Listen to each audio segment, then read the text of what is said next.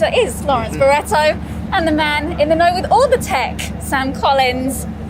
And we are here, of course, at Monza, the Temple of Speed, and it has been a big week for announcements. Obviously, the biggest one is George Russell. He has finally been confirmed at Mercedes, which is huge news, right? We've speculated for so long, and it's happening. Yeah, it's probably the worst kept secret in Formula One. I know in Hungary, I asked George about his future and he started laughing, then couldn't stop laughing because he probably knew at that point, like he said in our interview for the pre-race show, that he basically knew, and it wasn't signed until Spa. So it's nice to get that out in the open and for the raft of driver announcements that they've had in the last couple of days. Well, I've desperately been asking Williams engineers up and down at the paddock about George Russell's toes, because that designing factor at the front of the car is actually when they had to make the decision, that was the crunch point. It was the front of the car, because George's feet, well, they're bigger than that of the other drivers. So Williams and Mercedes will have had to know which driver they were having in to fit their shoes in the front of the car. Good facts. Obviously, as well, Alex has been confirmed to join Williams, which, again, I'm very happy to see him getting that second chance in F1 again, which not a lot of drivers do get, and a lot of people are very happy to have him back in F1. We are going to speak more about Alex a bit later on, but it's great news, isn't it? Yeah, it's great news. It's great news that he's got a second chance in Formula One. I think it's nice for him. He's super talented. They've been talking since around Silverstone time of trying to get him in to this team, and a few other dominoes had to fall into place. What would Valtteri Bottas do, for example?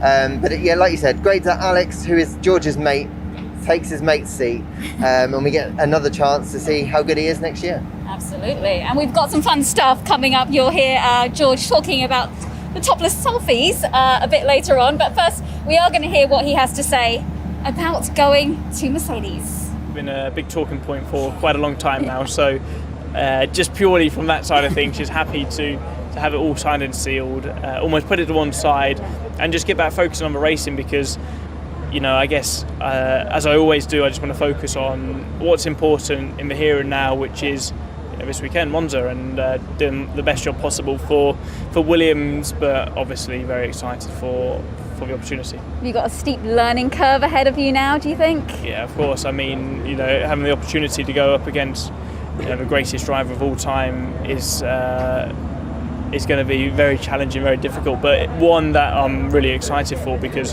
I'm in the opportunity to learn so much. And obviously Lewis is a 7-time world champion for a reason. But there must be a part of you with how much Williams have come along this year that's like, you would love to see what they're gonna, be in that car and see what it's like next year, right? Yeah, of course. It is mixed emotions, because you, on a personal level, you build up these relationships so well over all of the years. We've come such a long way, and it is sad to sort of end this chapter, but equally, very excited for the next one. It's great to hear what George had to say there. He's never made it any secret that he wants to learn from Lewis, so I'm really happy for him there. We are outside now. Haas, of course, there are two teammates who have had a bit of friction. I did speak to Mick earlier, and he said they did discuss it internally, and they're going to keep it internal. But I don't know if you heard anything more from, you spoke to Nikita, right? Yeah, he didn't really want to talk about it all that much, to be honest. He was kind of saying, well, Mick's got his view, I've got my view, that's how it is. What do you think? Well, the glory of the F1 TV app and the F1 TV package is that you can listen to all the driver team radios. So I went back and listened to the communications of both Haas drivers on that qualifying lap, and it's quite clear the team did give Schumacher permission to overtake his teammate and go out and do that lap. So yeah, it is an internal issue, and it will be interesting to see how that plays out. And of course, you are able to listen to these messages, so I wonder if we'll hear more things like that, particularly here, coming out of the Parabolica, getting that lap, getting that toe. That's going to be so crucial around this Monza circuit. And we are now outside Alfa Romeo, who've also had some big news this week. Bottas confirmed. Yeah, they were the ones who really kicked things off, didn't they? Well, Kimi Räikkönen technically did, I guess, by announcing his own retirement and catching the team off guard. But Valtteri joining on a long-term deal. I think it's quite exciting for him. He gets to lead a team. It's a new project. It's a multi-year deal. When was the last time he signed a multi-year deal? So it's nice to have that kind of security. And he's still super hungry, and I think that's why Alfa Romeo were quite keen on him, why he's quite keen to stick around. And that kind of just set off a train of developments in the driver market. Yeah, and I spoke to Kubica, because obviously he's sitting in for Kimi again, who is unable to take part again this weekend, but he was saying, Bottas is going to bring a lot to the team. So I think, he's going to be a great job. Let's hear from Bottas anyway. Gives peace of mind knowing what's going to happen in the future, and of course it's an exciting new chapter for me in my career. But obviously the main focus for the remaining 9 races is going to be here at Mercedes and trying to get that 5th constructors title together in a row. I was going to say, does it change anything in your mind about how you approach the rest of the season, or are you going to be looking to see what Alfa are doing or anything like that? I don't really think it changes anything for now. It's,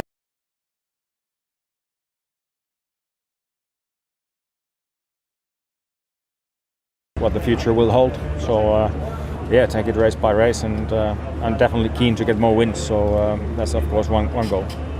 Hearing from Bottas there, of course, we don't know who he's going to be paired with next year, right? Do you have any idea? Well, I haven't decided yet. I'm hearing that Guang Yu Zhou is the leading contender there. I'm also hearing that it's not going to be Mick Schumacher. He's probably going to be staying put at Haas. Yes, we know that. Do you have any idea? Does anyone have any idea? Well, something that I've been thinking about is the Ferrari Driver Academy. You've got Callum Ilott out there. It looks like he's gone off to IndyCar. Yes. But also, let's not forget Robert Schwartzman, the Russian Auto Federation driver. He's kicking around. He's extremely talented. Gone really well in F2. He's got to be in with a chance. And then why aren't we talking about Robert Kubica? He's in the car this weekend. He's got a contract. He can drive there, and the sponsor quite likes him. God, there's a few good options. Obviously, we're outside Ferrari now. Home for them, obviously Monza, which is huge. The Tifosi, they love this track, and Monza is a great track. It's so fast, so amazing. What do you think they can do around here this weekend? I think both of Charles and Carlos were a little bit disappointed to say that it's probably going to be a difficult weekend for them, not as bad as it was last year, and so that's a good thing. But I think they're not going to be challenging kind of at the front of the midfield unless something dramatic happens. Yeah, this is a high-speed, low downforce track. The Ferrari likes high downforce, low speed tracks, and this is the opposite of that. So I think Ferrari in for a really difficult weekend. The power unit in the Ferrari just doesn't seem to like these really long straights, and it's something that the team have tried to address with some new upgrades, but they're not going to be ready for this weekend. No, and Alpine, we've got a sprint race this weekend. I spoke to Fernando, who he said, he's got a lot of experience around this track, but he does wish he had more horsepower. But these guys have been fast, right? And I think we could see something pretty special from them. Yeah, we've seen a lot on Fridays this year that Alpine have looked pretty good. They've got 2 guys in the top 5, generally speaking, and in all truth, they tend to tail off a little bit as the weekend goes on. You know what? I've given up trying to predict how these guys are going to perform because it's just been so up and down this year. They seem to just drop off in qualifying, don't they? It's like they haven't got those high engine modes that the other manufacturers have. But Fernando, he was amazing at Silverstone in the sprint, overtaking all those cars. He really made the show. Yeah, I'm excited to see what he can do. Fernando is, confident, so let's hear what he thinks he can do. It's a sprint weekend. You impressed everyone in Silverstone. It was 6 cars on the first sprint lap. Do you think you could do something similar here? I hope so. But it's going to be a good test for the format, because I think Silverstone was a nice test. But here in Monza, we may see things a little bit different. The first 2 corners doesn't allow too much action, because normally there are 2 trains of cars in the 2 lines, inside and outside, that doesn't allow too much action. So let's see if we can see good overtakings and good action, but it's going to be interesting to test the format once more. Yes, and how much do you think experience plays a big part in doing well around this track? Because you obviously have plenty of experience around Monza. There are plenty of people who are coming into this and don't have that experience. It is always important, especially because we have only 1 free practice before qualifying tomorrow, so it's going to be important to start with with the right confidence in the car, with the closest setup possible to the race weekend. But in a way, Monza is a lot of full throttle time on the lap, so I prefer to have 30 horsepower than experience in Monza probably. I was saying, do you still really enjoy driving around this track? It must be amazing. Yeah, it feels different than any other track in the calendar, because the low downforce car feels very fast on the straights, quite tricky on the corners. So it's pure adrenaline for sure driving in Monza. I mean, would you look at that branding up on Aston Martin? They are making it very clear that they are all about Bond this weekend, and it's exciting. It's exciting to bring a bit of showbiz to F1, which is what we need. I don't know who's going to be here this weekend, but I'm excited. Yeah, I'm not sure if Daniel Craig is going to be attending, but it is a pretty cool vibe, I think, at Aston Martin. You may as well play up on it if you can. And I'll be interested to see how they go here, really, this weekend. Sebastian and Lance, they kind of were playing their cards very close to their chest. Aston Martin have been, I would say, a solid midfield team. They've had some high weekends, they've had some pretty low weekends. Lance tends to go well here, got the podium here. I know when we were chatting earlier, Sam, you was like, well, he could have won last year, and that is also true. He had a front row start here as well, so I think he likes this place, and who knows, it could be a good weekend for him. Good, for sure. Well, Sebastian definitely likes this place. He won his first ever Grand Prix here, the Toro Rosso Italian team, of course. But I think Aston Martin are going to leave the midfield a little bit both shaken and stirred with the performance that long wheelbase Mercedes powered car does. But actually, for me, the highlight is they've got the Goldfinger DB5 out the back here, which looks earlier, absolutely exquisite. Sam, how long were you waiting to say that? Quite a while. Yeah, I thought so. Any more puns this weekend that I need to be aware of? Don't encourage him. No odd jobs coming around here at all. No. Red Bull, obviously, they've had another announcement. Alex Albon is going from Red Bull to Williams, so that is huge for them. How do you think that's going to impact them? Yeah, I think Red Bull really fought hard, really, to find Alex a seat on the grid. It means that they're, of course, going to lose a reserve driver who's done a lot of work for them in the simulator. He's been crucial, Max and Sergio have said, this year in the efforts that he's put in there. So losing him is going to be disappointing for the team. But I think it shows how much they rate him, that they want him to be on the grid next year. Yeah, and there are so many people who are really happy to see that Alex is back. So many friends. I'm sure you've all seen the Instagram posts, the adorable Instagram posts of them together. So let's hear from some of Alex's friends. I'm so happy for Alex. I mean, honestly, he deserves a drive in this paddock, and he's a great driver and a great person too. I think he's appreciated by everyone in the paddock, and it doesn't happen very often. So I'm very, very happy to see him in the paddock. I like Alex. He's one of my good mates. I respect him a lot and think he's a very good driver. So just for him to get that second opportunity in Formula One is, I think, a cool thing. And I hope he can do well and show everyone what he's got. But just between us three, we've done a lot of interviews together and videos and things, and we've had a lot of fun and kind of grown up together in a way. So it's just nice because they're people I know, and I respect them a lot. So it's cool to have them back. I know Alex has joked about it, but you're going to continue with the topless selfies even when you go to Mercedes? No, I'm not too sure about that. I think that was a moment of the past. I'll let him take over that spot. Even though he said he won't, maybe we can get him. I don't know how they're going to appreciate that. I don't know either. I've seen him topless a few times, and I don't think the public will be that impressed. Now, AlphaTauri, they have had quite the time here in Monza in the past. Obviously, for Pierre Gasly, an incredible win here last year. Sam, do you think they could do something similar? I don't think it's out of the realms of possibility, but for me, AlphaTauri is a little bit the story for their near neighbours, Red Bull. That Honda power unit, we know that there's some issues with the life reaching the end of the season. Mercedes have similar life issues as well. Yeah. But what we see AlphaTauri do first could dictate what Red Bull do. So actually, while I think the AlphaTauri Honda package should be really quick here around Monza, Yuki Tsunoda's got some stuff to prove here as well. He knows the track, unusually for him.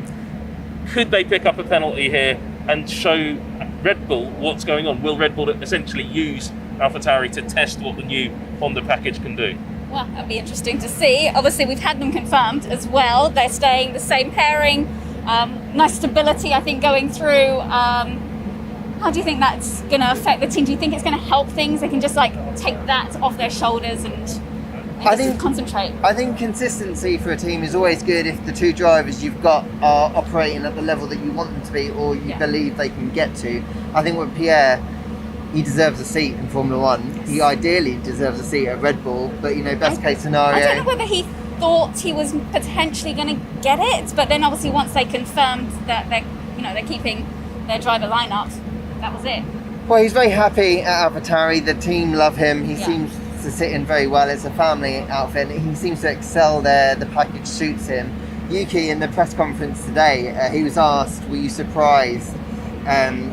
What did you make of when you were signed? And he was like, well, I was surprised. And Tom asked him, well, why? And he was like, because I kept crashing.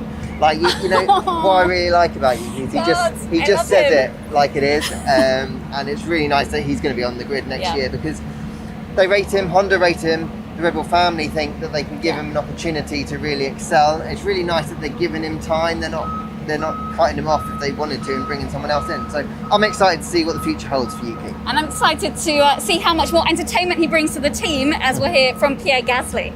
I'm very pleased to continue with the team. I think it was kind of obvious when Red Bull announced their join in Red Bull that I'll stay with them, and we are achieving some great things together. I'm having my best year in Formula One, and also for the team, I think is their best year since they arrived in F1. So I'm really pleased to be part of this journey and of this whole project together. So exciting, and Yuki keeps us all entertained, so that's good to have him on board. What's the most entertaining thing that he's done? Well, you'll be shocked if I tell you also.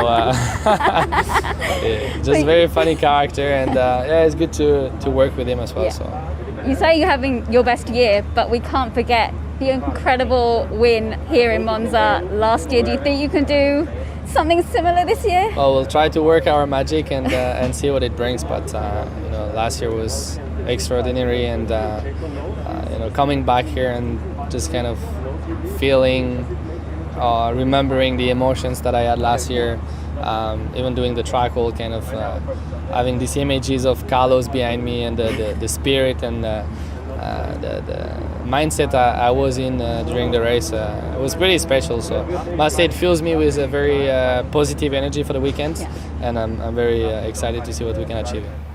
We are starting to lose the daylight hours here, guys, but thankfully we have the nice orange glow of McLaren, or papaya, I should say.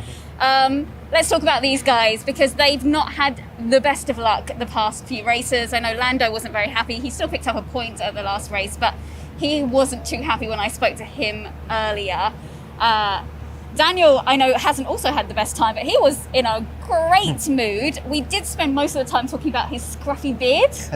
Which content. Which his dad apparently is not happy that he has a scruffy beard, but all that matters is what he does on track. How do you think these guys are going to go this weekend? Well, I know that he's super excited about F1 Sprint, yes. That he thinks that's the format that really suits him.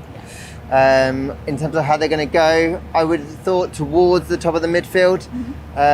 Sam probably would be able to make a better prediction than me. I think they're going to actually cause a little bit of an upset here, because if you think back to the races in Austria, the McLaren was actually the fastest car in a straight line by some degree. Yeah. And it seems that orange car, both of them, Norris and Ricciardo, seem to just have setups that work in straight lines. And here at Monza, it's all about the straight lines more than the corners. So actually, I think McLaren really could be right up there at the front. And I'm not the only person thinking that, am I? No. They actually were saying it themselves. I said, you've got a car that performs well in a straight line. Monza is very well known. It's high speed. It's got long straights.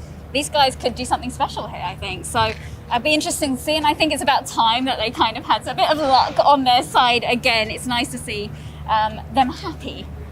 So we'll see about them. And let's talk about Mercedes, because obviously Bottas, they are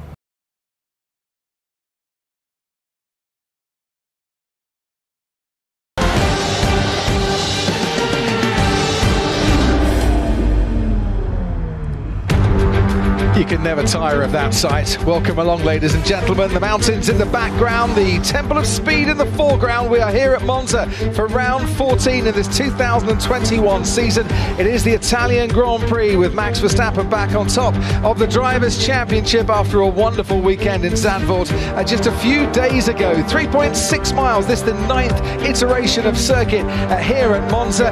DRS zones down towards the first chicane and along the back straight as well towards the Ascari chicane. Race lap record by Rubens Barrichello. Let's go to the Variante del Rettifilo, Gasly and Albon in 2020. A bit of a sandwich there, and Pierre Gasly got squeezed and Alex Albon put out into the runoff area. The Curva Grande, Fernando Alonso and Sebastian Vettel. Every time you see this, you think there's going to be a different outcome as Fernando Alonso goes onto the grass in what was an epic battle in that race. The Ascari chicane, Lance Stroll and Carlos Sainz approaching it in last year's race, battling for the podium places in the end, these two, and Stroll just ahead of Sainz. Sainz would go on to finish second in the race. On the old banking, here are the tyres for this weekend. The C4, the C3 and the C2, slap bang in the middle of that Pirelli range. The air temperature 27 degrees, the track temperature round about 40 degrees. That's about the average track temperature here at Monza.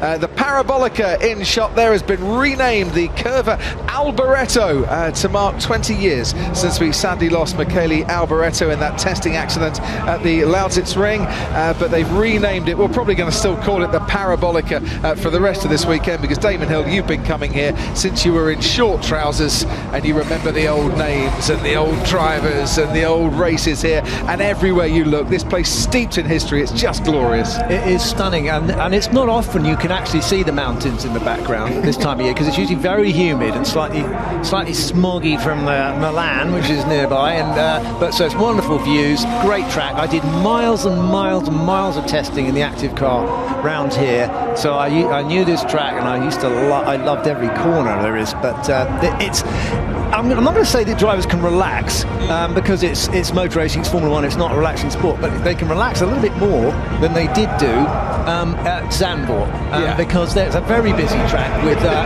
very active things going on there. But here they've got these long straights. You can have a little bit of a breather on those straights. Paul di Resta alongside us as well. Paul, whenever I play the F1 game, I want to go to Monza first, because I think it's going to be the easiest track on the calendar. But that's not the case. We might have these long straights, but it's a very difficult track to hook up a good lap. It is, because you've got that speed at the end of the straight, you've got little downforce for getting the energy through the car and giving you confidence, and the car kind of moves around a little bit more on the bumps, as Damon knows, and you have to be fairly committed. Nailing apex, it just makes such a difference, because the exit out the next corner is so crucial to get that top speed again, and if you gain 1 kilometre all the way through that speed range, it's just massive in lap time. So that's where the confidence comes in. This is where the team's balance between that low downforce, medium downforce. The driver may say the medium's easier to hook a lap up, but of course if it's washing around a bit, the team are saying it's free lap time when you're on the straight, just deal with it in the corners. Damon, we can ask you this one. What's it like to win a Formula One Grand Prix at Monza? Very nice. It's very nice indeed. I won in '93 and had the opportunity of standing up there on the podium and watching all the crazy, passionate Italian fans swarming around below. Oh, it's just brilliant. The podium, I'm sure, will be the place that they're all aiming for. For Sunday's race, we have the sprint qualifying to come on Saturday, the normal qualifying session to come later on today. Robert Kubica is back in the car because Kimi Raikkonen still self-isolating after testing positive for COVID. So car number 88 gets a full race weekend for the first time since Abu Dhabi 2019, and Ted Kravitz down in the pit lane sampling the atmosphere. Certainly is, Crofty. I tell you what, it's a case of up and at 'em, boys. It's Monza time. I've never seen the drivers ready so early. They were in their cars before you were even opening the door of the commentary box there, David. I tell you, but 10 minutes to go, T-10, and all the drivers were getting in their cars. Just yet to see Hamilton and Bottas. They'll be joining. Oh no, they're out as well. And with good reason, because this is the one practice session they have before they go into qualifying. I know we've said it before on sprint weekends, but we'll say it again. 60 minutes is not enough for the engineers, but they're going to have to make it enough. But in front of me, it's good to see, as I just see Charles Leclerc and the Ferrari go out there, it's good to see all the Ferrari support back in the grandstands, Crofty. The official Ferrari Supporters Club. We've got one from Como, of course, next to the lake. We've got one from Bergamo, just nearby. We've got one from Vedano Alhambra, which I'm pretty sure is the town just next to the entrance we take for Monza, is it not? I think it is. We go in there on the happy bus in the morning. But good to see that the passionate fans, the official Ferrari Supporters Club, the Scuderia Ferrari Club, are back in the grandstands. And Sebastian Vettel just goes past me. Carlos Sainz and Charles Leclerc with special 100 years of Monza liveried helmets. I know how you love a special occasion crash helmet. Well, I do. They are ready to go. Well, it's 100 years of the Italian Grand Prix, of course, which was first run. Do you know where it was first run?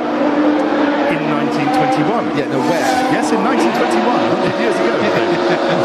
Yes, at the 10.7 mile circuit near Monticciardi.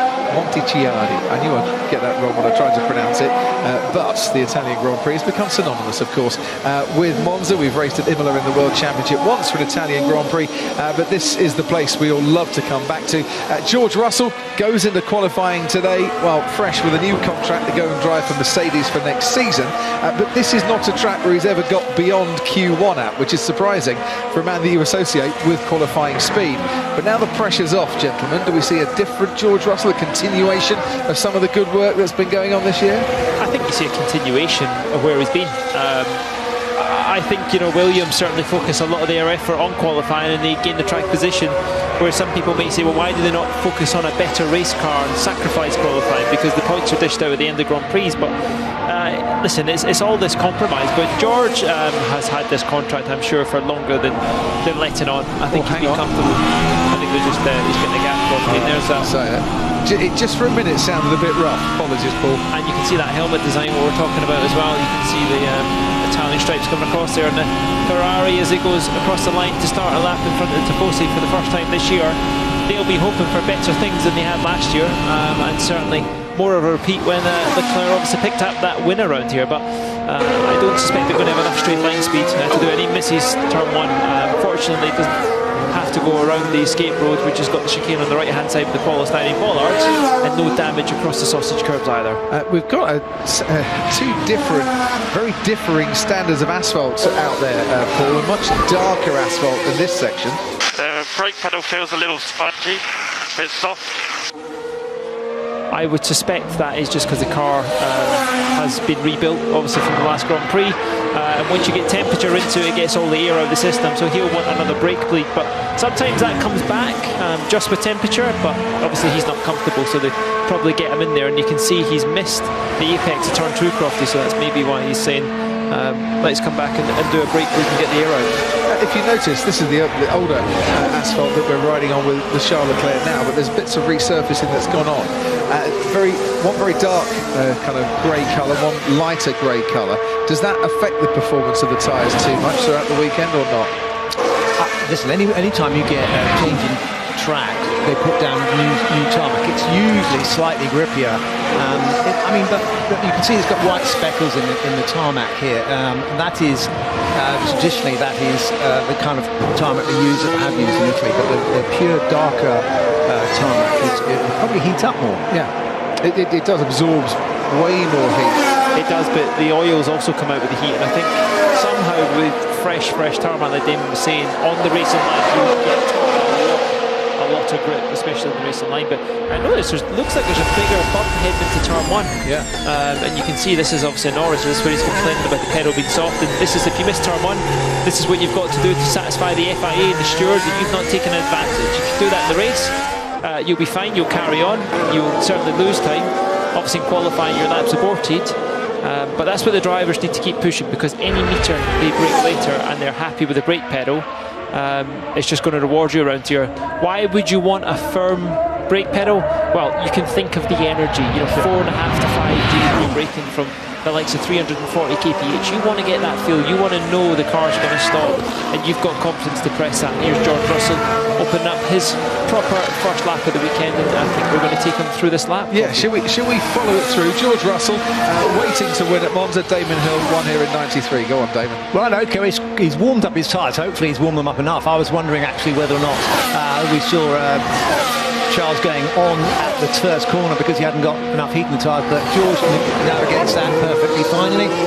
and brakes going well, tyres warmed up, and obviously wanting to make a good exit out of turn 2 and around the curve of Grande, nice and easy, nothing to worry about there unless you've got a car on the outside and you're in a race, as we saw earlier with Fernando Alonso and Sebastian Vettel. A little bit slippery going through the first part of turn 4 and 5. And into the first Lesmo. This is a lovely corner. It's changed a bit over the years. It used to be a bit broader, a bit wider than the second Lesmo. Now it's a bit tighter.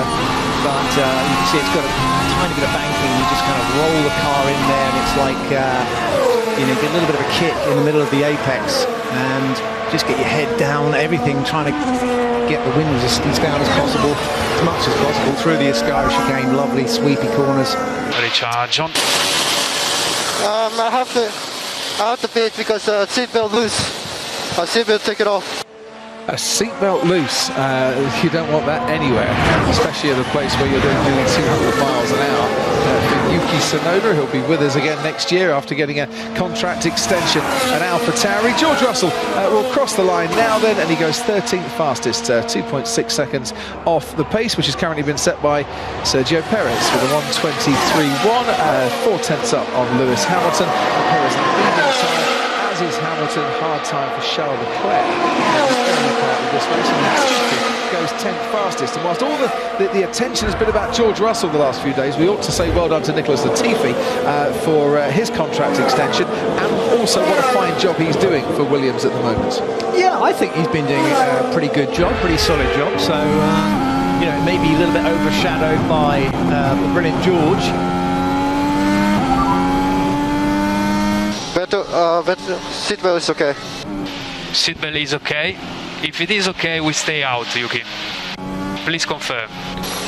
Yeah, all good. Copy that. Tighten the seatbelt yourself? Well, I'm trying to wonder, because you wouldn't leave the garage with a loose seatbelt, you know, and you can certainly do the shoulder straps up, especially, you know, as you're driving around if you feel like you want to do more. But I would have suspected when he said seatbelt loose, that would be one of the light ones, which there's no way, David, you would get that in yourself, because they have to be so tight, because they're non-adjustable. Once they're kind of fixed in length, that's what you want to be, and that's where I find it unusual. I wonder if his seatbelt was just under his hands device or something like that, where it's not feeling right, but he's obviously got it sorted. He is a smaller character in the paddock, so he's got a bit more room in the monocoque, isn't he, to try and feel his way around. Someone like George would probably struggle a bit more with the elbow space. He sits low in the car. Look how well he doesn't sit low, David. That's because he's quite a small man. Diminutive. Oh, hello. A little bit of stuff going on there. How was that? And Nikita Mazepin being the other driver involved, and now Yuki Tsunoda is just going to move to one side to let Max Verstappen through. Told in his ears, I'm sure, that Verstappen was on a little bit of a charge. So no time set yet by Stroll and Vettel. They haven't come out of the garage since their opening couple of laps. So let's take another look at this, Paul. I think it's a bit unnecessary for Tsunoda, actually, because he missed, was it turn 1 he missed? Yeah. We saw just when he started that lap, and then he's trying to do a bit of wheel banging with a hat. I mean, concentrate what you've got to do. You know, we're 9 minutes and 10 we won on the weekend. Already argy-bargy. And he's not having the most straightforward season, is he? No. You know, you have to say he had a very good start, but what was his comment yesterday? I'm very surprised they gave me another contract because they keep crashing so much. Well, we weren't. We were fully expecting that decision, Yuki, mainly because of the work that Honda have been doing with engines next year in association with Red Bull. But, yeah, he's had a few crashes and a few red flags as well, as we look at Bernd Mailander in the safety car, taking us through what the drivers have to do, and then Max Verstappen is going to show us as well. 4 red flags in 2021 Yuki Tsunoda has caused so far. Interesting already. We've got different strategies by certainly Verstappen, not Red Bull, because Perez has gone out with a set of medium tyres, but Verstappen's chosen a set of hards for his first set, and the both Mercedes are on the medium market. Yeah, they are. Where I can see Crofty is far away. I mean, I'm not getting old and not losing my eyesight, but I just wanted you to confirm that. But that already sets up something great already in this championship battle, because it means they're thinking something different, as they kind of did in Zandvoort, didn't they? Certainly looks more comfortable, doesn't he, on the medium tyre, Sergio? I think this hard tyre could well be maybe they can use it on Sunday, but I don't think it'll be to see much more of hard time as we get closer to, well, the time is running out, isn't it? Well, even as we speak, there's just so little time now with these grid sprint races. So you'll see the hard tyre tomorrow in FP2. They'll be doing some long runs on that because it'll be the race tyre. Not necessarily though, because you don't have to really think about what tyre you start on. Necessarily. Well, they'll start the softs in the top 10, won't they? Because it's not in qualifying. But you had a free tyre choice. No, I think because it's sprints, it all changes around this weekend, doesn't it? So your sprint qualifying. Let me look at this. I thought to go into Q3 or in Q2 you didn't get that free tyre choice. You ran soft tyres all the way through Q3. Yeah, you will. You'll generally use soft tyres all the way through. Definitely you run soft tyres in qualifying, but my understanding is you've got a free choice for the sprint. Yes. But for actual qualifying, you're not going to use hard time. Then you get a free tyre choice, yes, for the race itself, yeah. Yeah, that's where I was. So you're going to be. You were trying to confuse me there. I was trying to confuse myself. But this is where this weekend you could easily start on whatever tyre you kind of feel is the right thing. And of course, here more than ever you want to be probably on the softer tyre because the difference 4 metres can make down into that first chicane and just surviving what Christian Horner was talking about in our build-up to this session. You just want to kind of get out there and then concentrate on the next part of your race. It's all about track position, isn't it? Qualifying ahead and also just staying ahead. If you get a few dead laps, at the end of an 18-lap sprint, you're not going to lose so many places as you would do at the start. The thing is, though, what we saw at Silverstone, when you get a free tyre choice, the strategists all tend to think very much along the same lines. And I think, from memory, the grid at Silverstone for the race was pretty much everyone on identical tyres for that particular race. You didn't really get the variance. And track position's great, but surely track position here, you can overtake far more easily than you can at Zandvoort. And that's exactly the point I was going to make. Silverstone is a very different prospect to here in terms of if you're putting a late attack in on a different compounded tyre, you can overtake here, and that's what makes a difference. I don't think there'll be engine penalties here. I don't think Red Bull would consider an engine change for Max because it would be too risky to do it. I think they would much rather take it, next race. Sochi, I think, is the favourite. But it just shows you've got to be in it, you've got to be in the sharp end because you don't want to trip over each other. Yeah, quite. Sochi, I think Red Bull believe they can make their way through the field and there will be overtaking opportunities there.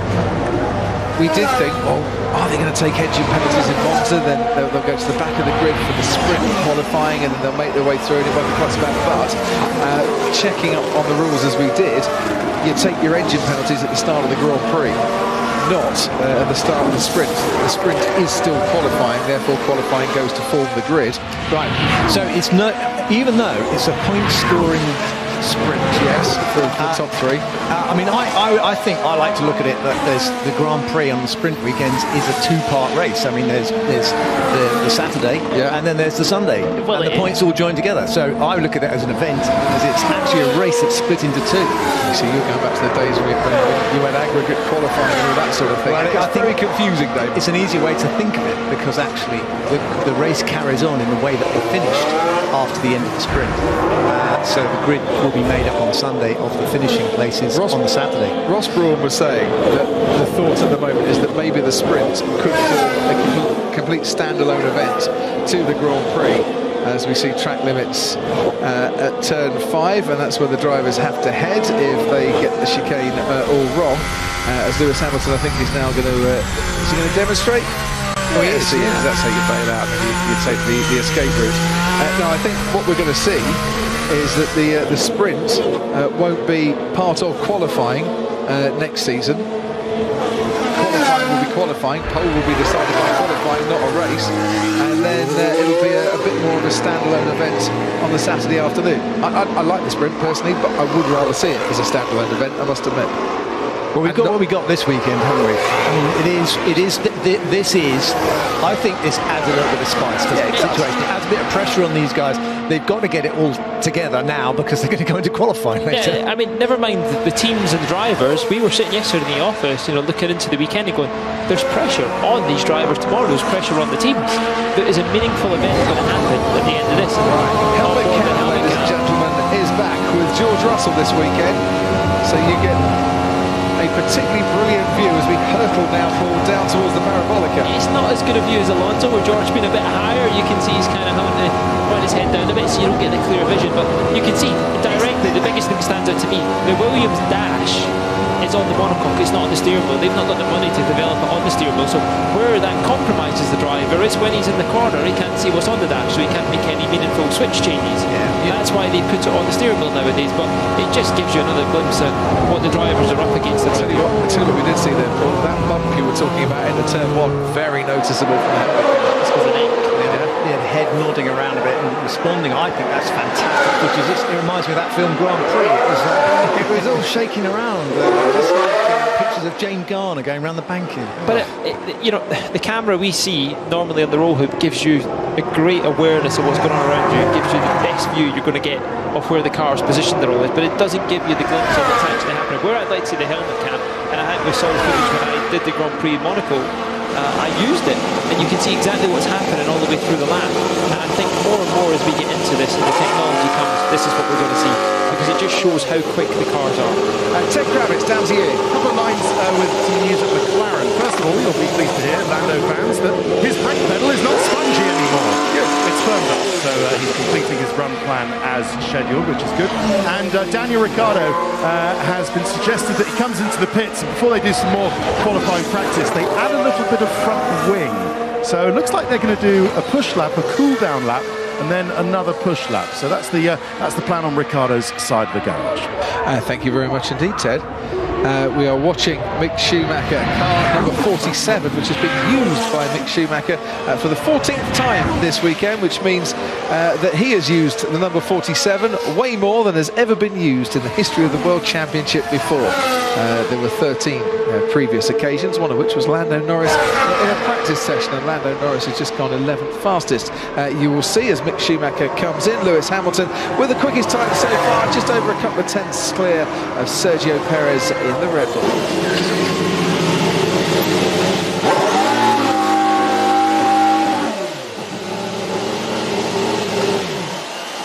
So it all goes quiet in the pit lane for a while. 18 minutes gone in this session, and this is where the mechanics will just get to work and, well, make sure that the wing level settings are exactly what the likes of Sergio Perez and his teammate Max Verstappen wants, or do we need a bit less, do we need a bit more? Normally, trim as much as you can possibly trim out whilst keeping the car stable under braking here at Monza. Yes, stability is very important under braking. You don't actually have to have that much wing, because when you start to brake, you're doing over 200 miles an hour. So, you know, the downforce level is pretty high, even with a small wing at that speed. So you can hit the brakes hard, but it peels off pretty quickly when you get down to slower speeds. A couple of ways of approaching it. You either undershoot, and you know you start from the bottom and you start to take downforce off, I guess, to try and make it more tricky, or you go, this is the minimum level we're comfortable running as a team, see if that's okay, and then if not, you start to add it till the driver feels comfortable. And with this short session, maybe they've split it, but we're already only 40 minutes away from qualifying.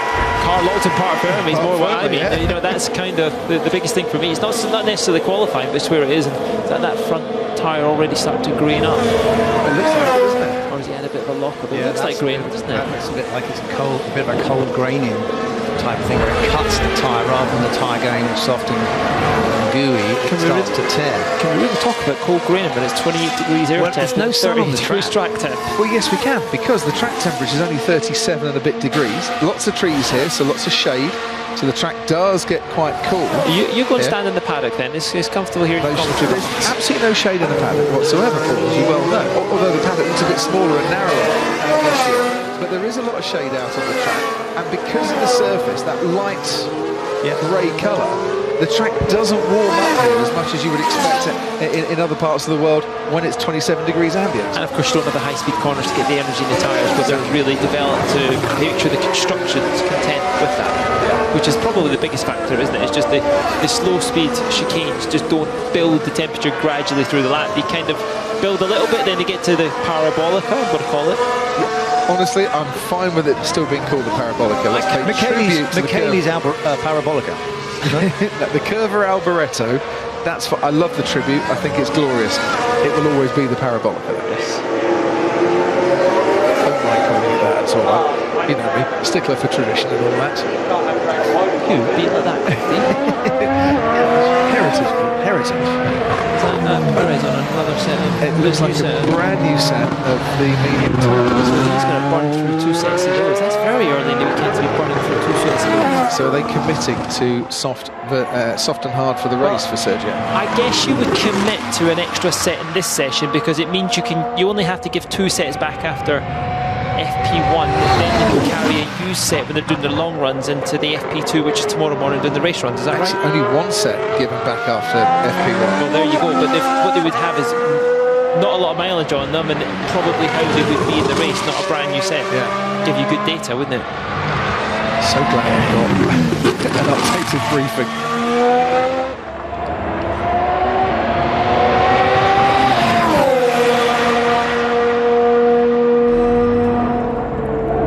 Sergio Perez then out on track now. This is where Max Verstappen is losing out to his teammate, but notice hard tyre for Verstappen and medium tyre for Perez, who, if he has a bad qualifying and bad sprint, as happened at Silverstone, I'd be really tempted if I were Red Bull to stick him on the hard tyre at the start of the race and let him go as long as he possibly can, and then produce some barnstorming laps towards the end, because he's very good at that sort of thing, especially around here. Yeah, but they'll be believing he's got to have a better qualifying. Perez needs to up his game in qualifying. He needs to get up the front to support Max as number 1, but the Constructors' Championship is slipping away. If they don't get him comfortable, he's a very good racer, and he proved that in Zandvoort for somebody he can't overtake, but you need to get the job done in both aspects of this. Yeah, so exactly that. I think at Red Bull they were thinking, what can we do to get Sergio up there in the mix, help us out with the battle against Mercedes. They're going to need him. He's a very important tactical weapon against Mercedes. You know, had he done what Bottas tried to do last week, he maybe saw different outcomes. You know, he could have still didn't quite that balance, and that's what they're missing. That's what they're missing in their gun cabinet at the moment. Which is one of the reasons why I think Red Bull have given him a contract for next year quite early in terms of when Red Bull normally hand things out. They wanted to give him that reassurance that, you know, you're with us, we believe in you, here's the contract, right now go and prove us right. Yeah, I like what I'm seeing here from Sergio. He's using all the way in and the way out. He's really committed and very neat as well.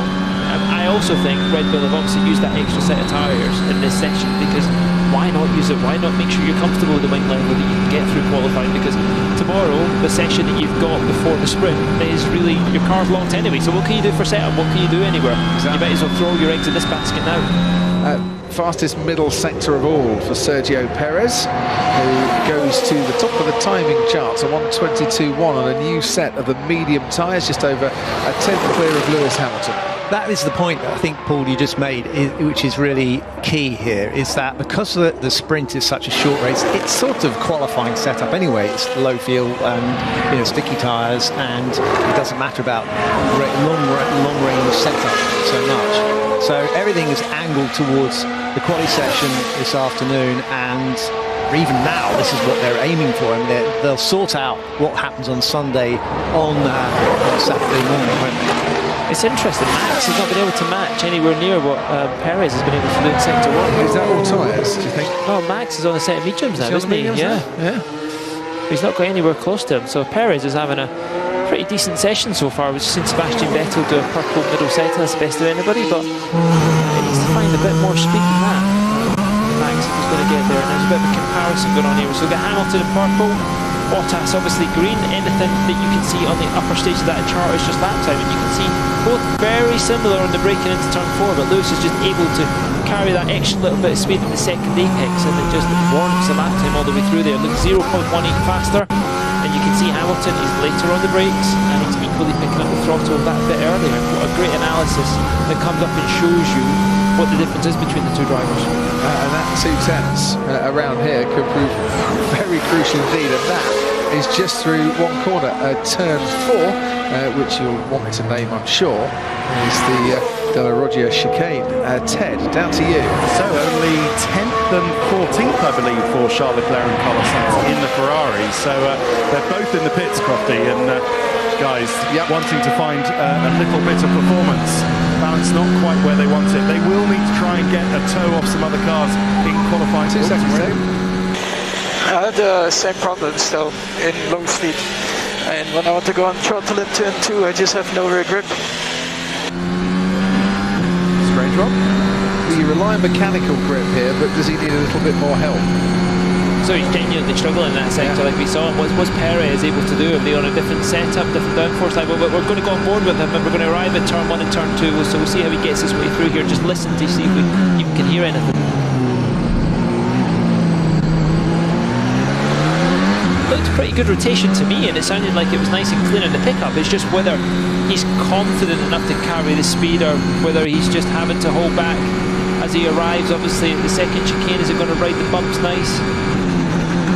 All nicely down the box. Car looks heavy. I've got a lot of feel in that car, to be honest. It doesn't look like he's hustling it, does he, Paul? It looks like he's just driving through with a kind of slightly dead weight of the car. You don't get the sense that it's on the lighter end of its adhesion. It's just sort of.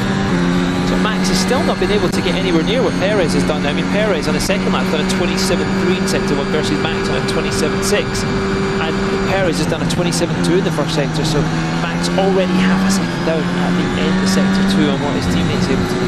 Now Perez on his latest lap doesn't improve. He put in a 23.0 on his latest lap as we head to the Parabolica now. We'll be back with 10 in a couple of moments, but let's just see Max Verstappen over the line. Personal best in the first sector. Don't run outside to the left of the white line. You get your lap time deleted if you do so, and he still ends up 6/10 off his teammate. His best time so far, 4/10 off his teammate.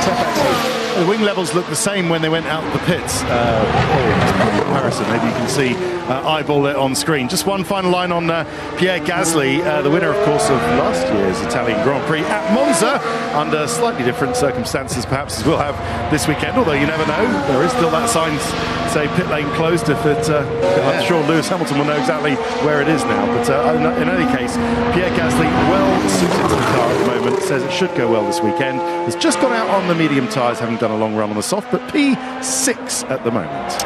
Last year's Italian Grand Prix debut podiums for AlphaTauri and for Racing Point. First time that two new constructors have been on a podium together since Monaco 1950, the second race of the Formula One World Championship. I think I've impressed Damon Hill for the first time this year with that particular stat.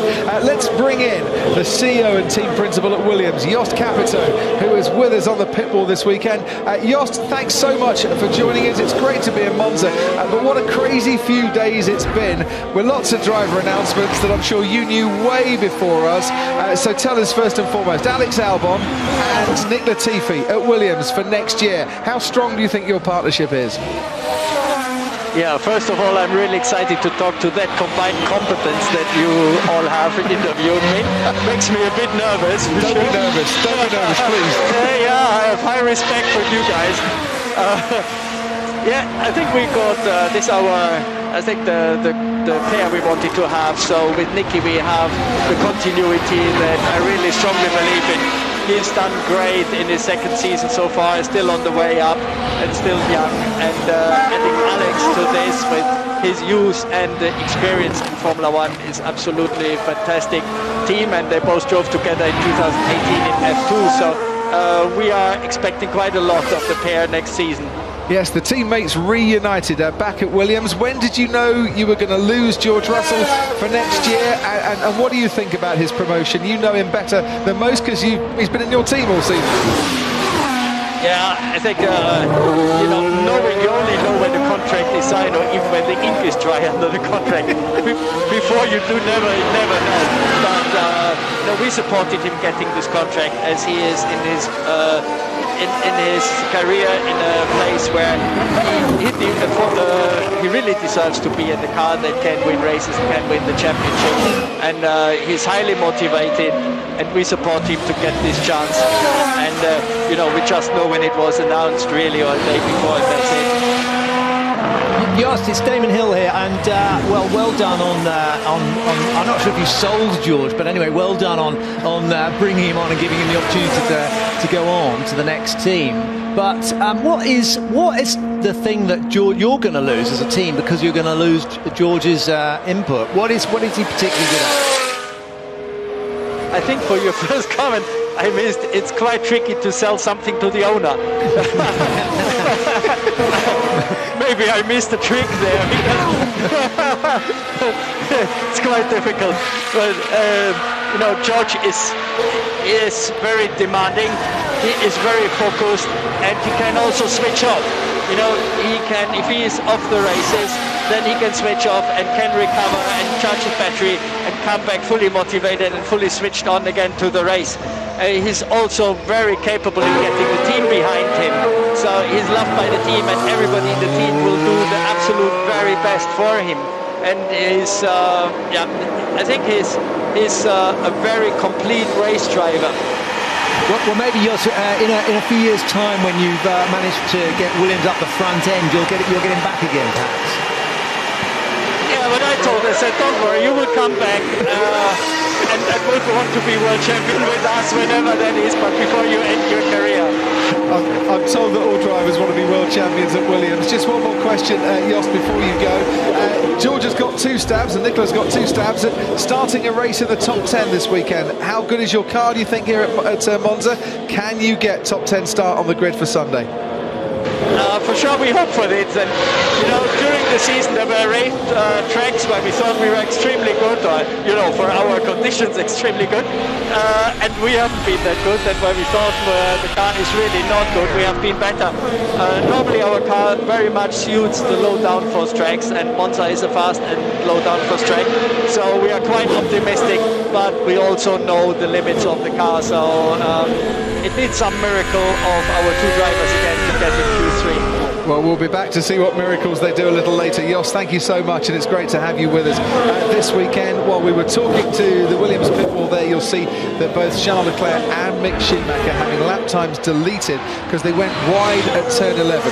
Worth pointing out to you that if you cross that white line at turn 11, not just the lap that you're on, but the next lap as well will get deleted, just in case you want to go wide and start in a straight line a bit earlier for your quali lap. I was looking out for Leclerc's one, and what's happened is it looks like a car spun and put a dark mark on the white line, and I was like, that wasn't out, but when you actually go back a little bit, you can see underneath the dark line is white, and obviously the FIA sensors picked it up with the camera to throw it out, and rightly so. It was right on the edge, but too far. Just to pick up on the Perez Verstappen difference, must be a different engine mode. It's 8k, 8 to 6k in every speed track. Wow. So that shows you there's a bit more engine in there, so maybe not too much to worry about. And Red Bull sense for Verstappen, and that's maybe a balance between having the engine penalty all right served. Well, Sergio has already served his, yeah. You see, if I was Red Bull, I just want to hang on for as long as I possibly could before we commit to Max changing engines, because look, Sochi is the favourite, I think, as it stands at the moment, but if Turkey doesn't happen, still on the red list, and there's still debates about Turkey, that's one less race for this season. So could Red Bull manage it with Max Verstappen if there was one less race to come? Well, Spa was kind of a weekend with a limited engine, didn't it? And even in qualifying, the load that goes through an engine in the West, very limited. Yeah. The race came to nothing. So, you know, that's one weekend out of the way, and you know, you've got to do it. But then if you get into a championship battle, could you imagine losing out because you haven't served the penalty and the engine goes hot? I don't think we can. I don't think you can take that risk. I think you'd feel far better by missing it and having taken the penalty, I think, and blowing up midway through the race that you're going to win the championship on, just because you've been naive to think everything's invincible. But fortunately, something's making that decision. But well spotted anyway, because that actually does indicate, doesn't it, that they've got the motor turned down a little bit for Max. They'll be on the same modes, or they'll be on modes they can't change. Come qualifying a little later on today while we watch Sebastian Vettel locking up. Another example, you see so many lockups going into turn 1, and that's the example. Cold brakes, cold tyres, because they haven't got so many corners to get energy through those tyres, and of course they've got the long straights as well. I always get the feeling, Paul, you see more first corner lockups here than you do anywhere else on the calendar. It's just purely because of the speed of retardation. Every bit of brake you can get, efficiency just helps you through the lap. Sorry, Damon. I was going to say, also, it's such a fast track, and the entry into those corners is coming from max speed down to very slow. It sometimes takes the time for the drivers to get their eye in, even drivers of this calibre. And you've not got many corners to make the time back up, so the compromise is very different. I just seen that, Crofty, that Daniel Ricciardo's just went top of the timesheets. He did look good through the Sky. I was pretty impressed with the way the car was loaded. Daniel Ricciardo's looked impressive to me last couple of races in terms of Spa qualifying and at Zandvoort as well. I just wonder, is he starting to figure out how to drive that McLaren car the way that he needs to get the pace out of it? And we've talked about the struggles quite a bit that he's been having so far this season, but time and practice can really help. I hope so for him. I mean, we didn't see that obviously in Spa purely because of the weather and where he was in the dry, but if anybody needed that summer break and the reset, was him to rethink it, probably switch off the Formula 1 a bit, because Norris has been absolutely superb and dragging everything out of that car, and you can see the car looks alive when you go on board with Norris. He's able just to extract lap time out of it, but you know, that's a very tasty lap by Daniel, because I would imagine it's on similar fuel loads, similar engine, and you know, he's 5.5 tenths. Well, he's actually 6 tenths down nearly under Norris' teammate. Emerson Fittipaldi, two-time world champion here in the McLaren garage throughout the weekend. I think we'll see quite a few special guests throughout the weekend. Monza seems to be a very popular place. Who's your most special friend? The most special. You're not going to give it away, are you? I'm told there's a very, very fast man coming, fast on 2 legs, and there's also someone else with the same team that. I was a big fan of Formula 1 Cheers too, but I can't say their names and I can't say what team either until they actually turn up at the track. It's all hush hush. Yeah, so there you go. Awkward. I'm not going to mention it on air, so there you go. Let's talk about braking performance. Perez and Verstappen. 4.8G under braking for Sergio Perez.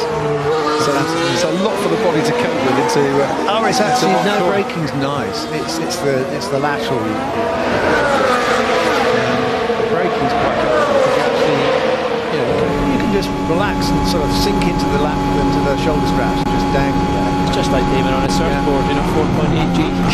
That's probably. I do 4.8G if I fall off and hit the water. Yeah, but yeah, I mean it's a great feeling, coming down into those heavy braking zones. I still love it. As long as you don't get a bump, because you can do your back out. 2 100 separating Daniel Ricciardo and this man Pierre Gasly. It's all about to get by them though, isn't it? They're all going to come out with a nice set of soft tyres. Just want to say though, Pierre Gasly, I'm so glad his future's secured once again. Another season. So glad he's staying with AlphaTauri, because I think they really fit well together, Gasly and AlphaTauri, and it's just brilliant to see him so consistent during the course of this season. You look at his stats, 10 top 6 starts in 13 races in 2021, and he's scored in 10 races out of 13 as well. He's a nice suit to AlphaTauri, but given the form he's had since he left Red Bull, he deserves a chance now. Deserves another chance at a top team, I think. In my mind, I would say he does. I think his qualifying performances, especially in what he's able to do with that car in a race, you can show he's not too compromised either way, like we're talking about. And if Red Bull aren't going to give him that chance, then he probably needs to get the chance to go and do it somewhere else, because he's a great person to do it in the sport, and what a young talent he would be. If you have Leclerc, you have Russell, you have Norris, you have Verstappen. Well, Red Bull, I think, he's kind of in there, isn't he? Just watch Esteban Ocon over the line, still about 7 tenths off the pace down in 9th. Where Red Bull, I think, have been very clever with Alex Albon. He's gone to Williams. He's not a Red Bull driver at Williams, although I'm told you should still expect to see Red Bull on his crash helmet. But they have retained an option for his services at the end of next season. So if he does well, they can bring him back into the stable in the way they did with Carlos Sainz when he went to McLaren. Something like that, maybe for Pierre Gasly, might be necessary if he's not going to get a drive back at the top team at Red Bull again. Yeah, I think this is the big question: is when you've been tainted by a shot at the big time and it didn't quite happen, people have this nervousness, and the top teams are that doing the same mistake twice. So they're going to be wanting a very strong confidence. Right, top 5 separated by 0.2 of a second. Norris now a 10th off his teammate. Sergio Perez is the first of the big teams, well, the first actually of anyone to get those soft tyres on.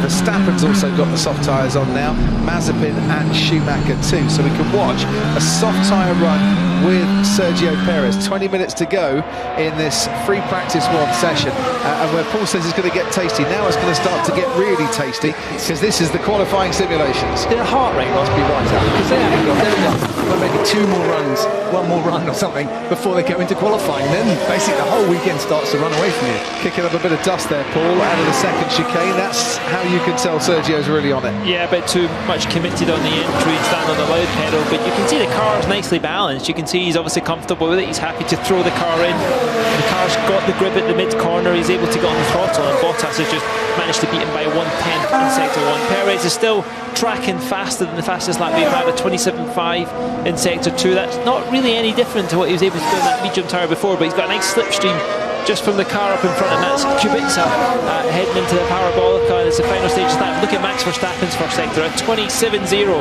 That probably confirms what we're talking about in that engine mode before. And getting through the last corner, a bit of margin there. He will want to carry a bit more speed, but Bottas did a very nice mid-sector, 27.2, so 3/10 up on what Perez done, and Perez hasn't actually went quicker. Maybe the tyres just crying enough by the time he got to the Parabolica, where we ride on board now with Valtteri Bottas, 27.2 for the middle sector. I'm watching Verstappen to see what his middle sector is. 5/10 up Bottas when he crosses the line, the 121. The middle sector, Verstappen was 1/10 of a second slower than Valtteri Bottas was. Bottas is on the medium tyre as well, Crofty. He's not got a set of softs on, so Mercedes decided to save some tyres, and it just shows you that compound's working, because Perez didn't massively go any better than what he'd done before, but Verstappen obviously some way up as he gets his way through the Parabolica, and that dash to the line, shortest distance, and he goes quickest just by 700ths of a second to Bottas. So Bottas, and they matched each other through the final sector. So just under 1/10 of a difference, as you said. Verstappen, Bottas, Ricciardo, the top 3. Nick de Vries, Formula E champion. Former Formula 2 champion as well, watching on in that Mercedes garage as Lewis Hamilton on the medium tyre still now starts a flying lap, and we can head to Ted. As I understand it, Crofty, De Vries and Albon, it was a very close call between those two for the Williams drive. So Nick de Vries might have got that Williams drive had not done alongside Latifi. But anyway, just before Hamilton completes this lap, line from Mercedes about Valtteri. He wasn't happy with the balance of the car early on, but they have made a change in the last few minutes before that time on the medium tyres. So that's a better read on exactly how fast he is this weekend. Hamilton going quickest through the first sector, throwing it through the exit, the Della Roggia chicane. And onwards we go through the first of the 2 Lesmo corners. And that looked a little bit wide and a bit squirrely on the exit there. He got away with it though, but you can see he's definitely trying to hustle that car around this lap, as he's got an AlphaTauri at this scary chicane as he arrives at the end of sector 2, but he's going to be comfortable on this track. I mean, Mercedes have got great power. I'd say arguably still the strongest engine by a little bit of a margin, and they've obviously taken the downforce of it, and he's going to pick up a slipstream actually to finish off the lap. So I would think this is probably going to be 2-3 tenths up on what Verstappen was able to on the medium tyre. So already tyre strategies later in the weekend been very different. Oh, and he's outside track limits there, I think. Yeah. Well, it certainly looks it with one tyre. I'm not sure if they were all over the line at the same time. Half a second up, Lewis Hamilton, medium tyre. Verstappen did his best time on the soft compound tyres. Hamilton going for an 8th Italian Grand Prix pole a little bit later on this weekend. You can certainly look at this performance on the medium and start to think that maybe the sprint is going to be on a medium tyre might be good enough. As we see George Russell now starting a lap. Turn your audio up and have a little listen to the Mercedes V6 engine powering its way around Monza.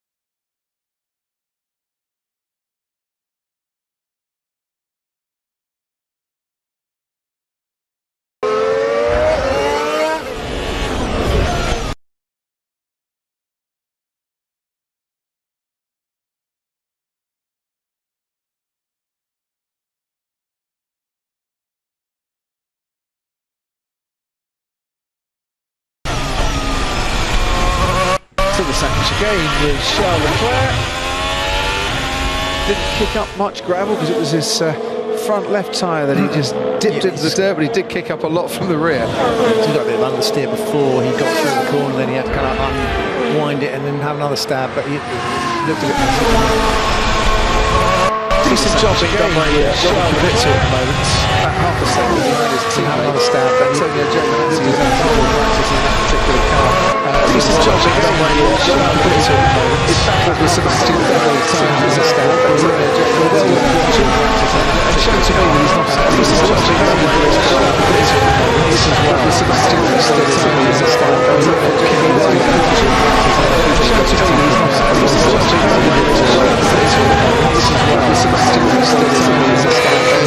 full practice in that particular car. Decent job again by Charles Leclerc at the moment. His battle with Sebastian Vettel times as a stab, but Antonio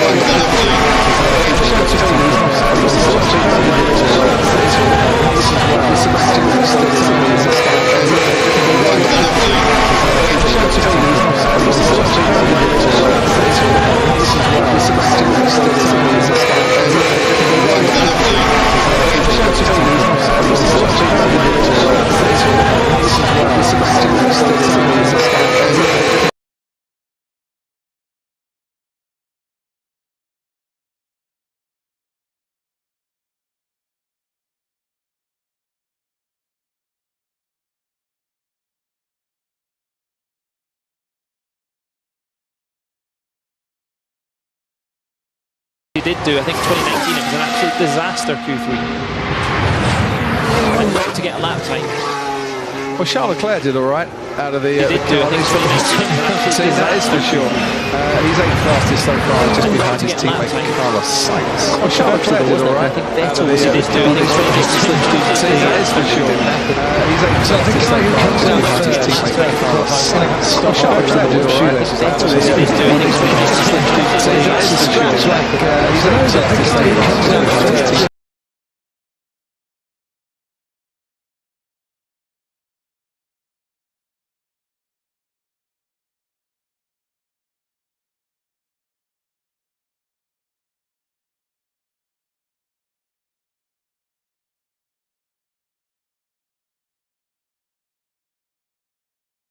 I'm just wondering, Valtteri Bottas, if you're asking him to give Lewis Hamilton a tow today, bearing in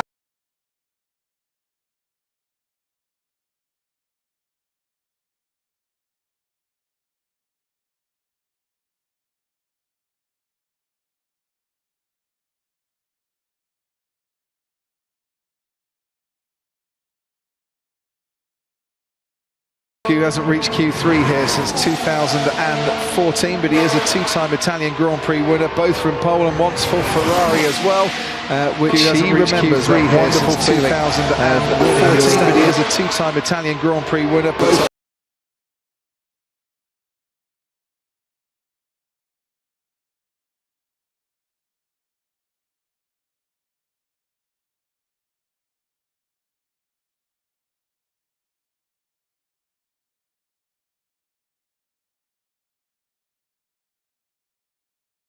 In 2015 as a co-driver, won by Valentino Rossi, that particular event. The legend, Valentino Rossi. What we need to try and do after this session, because I'm trying to think about as the session going on, it's quite hard where everybody is, what strategies are going to go for here, Crofty? Because I've never seen Mercedes not use, or any team not use a soft tyre at some point before qualifying just to get a feel on it, unless they are going to come out right at the end of this session and do it. Just to find out, you need a comparison. But you can't compare yourself against another team. Even further down, people are not choosing to use the soft early. This is what I'm trying to get my head around. Are they collecting tyres? Do they? Is there? I can never work out how many tyres they get and how many they throw back. But you know, so yeah, you're right. You haven't seen a lot of red tyres being used, soft tyres being used in this session. That's for sure. But mind you, as a notable disappearance of the hard tyre, that's. Only soft tyres may be used during qualifying, so that's why they're saving a whole load. Yeah, that's fine, but you only need so many sets, don't you? They have 8, don't they? But you would like to get a feeling for it. You know, you're never going to use the soft tyre through choice in the sprint. You're never going to use it in the race if you can help yourself. Well, are they thinking that they're going to need a set during the race, so we'll keep a new set back if we can? Yeah, but even then, you would, to me, you would probably want to try and get rid of a set because it turned into a bunch of hoarders. They've become hoarder, tyre hoarders. It can be an easy one-stop, so soft, hard, something like that. Soft, medium, maybe too risky, so that's maybe why they're choosing to go with the medium tyres, Mercedes, at the moment. Soft tyre runs going on out there. Stroll is up to 4th, Vettel up to 6th, Pierre Gasly in between them. Nikita Mazepin goes ahead with his teammate Mick Schumacher for the time being. Fernando Alonso up to 7th, Daniel Ricciardo, as you can see, on an out lap. I'm just trying to think who's still in the garage. Verstappen, Perez, Sainz and Leclerc are the only 4 in the garage at the moment. The one thing, Paul, we haven't seen, and David as well, teams have not had the time to practice the tow, really, have they, in this particular session, because they've only got 60 minutes.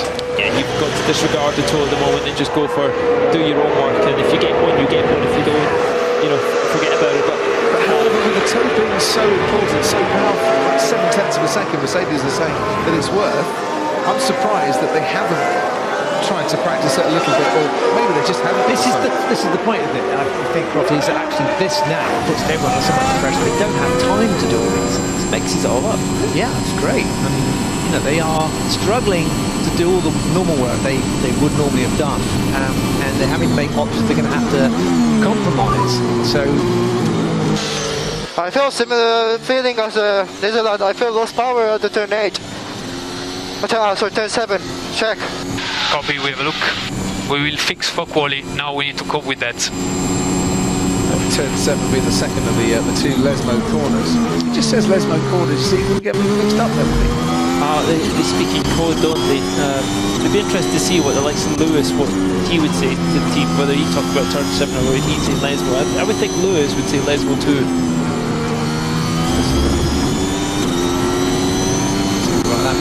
That's Ocon, that's not Tsunoda. Right, okay. I wonder where you were going there. Okay, right. It's so confusing, isn't it, these 20 drivers? Oh, somebody's out there. So many. That was, by the way, Lewis Hamilton holding up Esteban Ocon. Yeah, and I imagine the cars ahead might go slower than we will have to on our outlaps because of the lap time delta.